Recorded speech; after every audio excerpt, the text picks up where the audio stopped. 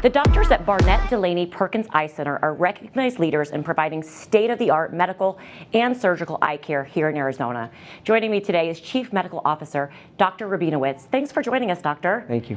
So we're talking about cataracts today, not something I know a whole lot about, honestly.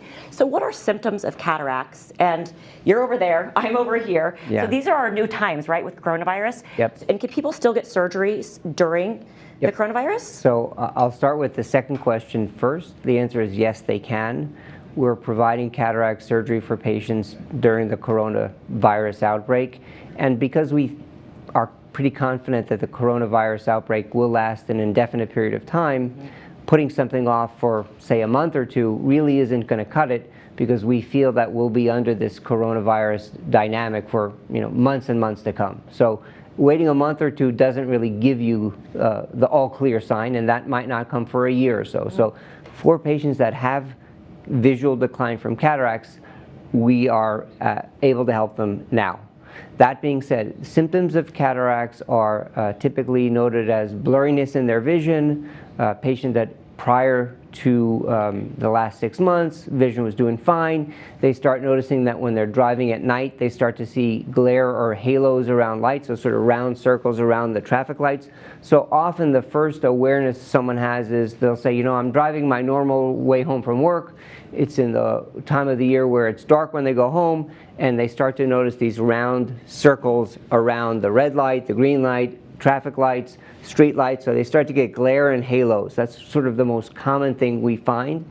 Secondarily, they'll get difficulty with up-close vision, where they say, gee, I'm just looking at a white page or a white screen and I'm getting a lot of glare off the screen, whether it's an iPad or a computer screen. So blurring of the vision, not of sudden onset, but sort of a very gradual evolution, is the most likely signs and symptoms of developing cataracts.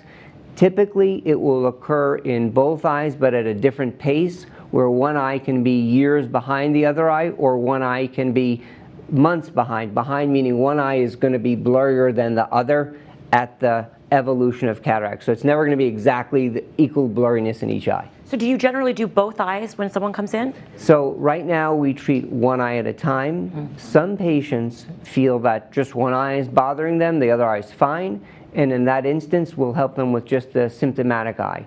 Other patients where there's a tie between the two eyes, meaning if you do just one eye, it creates a disparity. And in those patients, we'll let them know ahead of time, yes, we can do just the one they want, but here's what we want to share with you. You might get the best benefit if we do one sequentially than the other, typically a few weeks apart. Okay, so someone has cataracts, they come in, they get the surgery.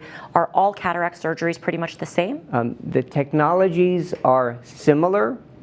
There are alternatives in terms of how we remove the cataracts now.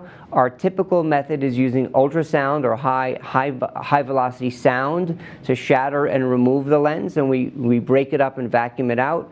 There are laser platforms or technologies which we also use and offer to patients, where instead of using sound, we use a laser light. Either technology can give meaningfully successful results, and frankly, depending on each person's cataract, the degree of cataract, the mechanism that we think is most appropriate for that person, will help them decide what's the best approach for a given patient.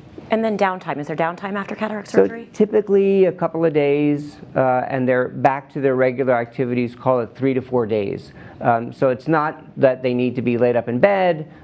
We typically want them to refrain from exertional sports for 3 to 5 days. But the downtime is very minimal. The surgery itself takes about 4 to 5 minutes. Wow. There's no patch, there's no covering of the eye.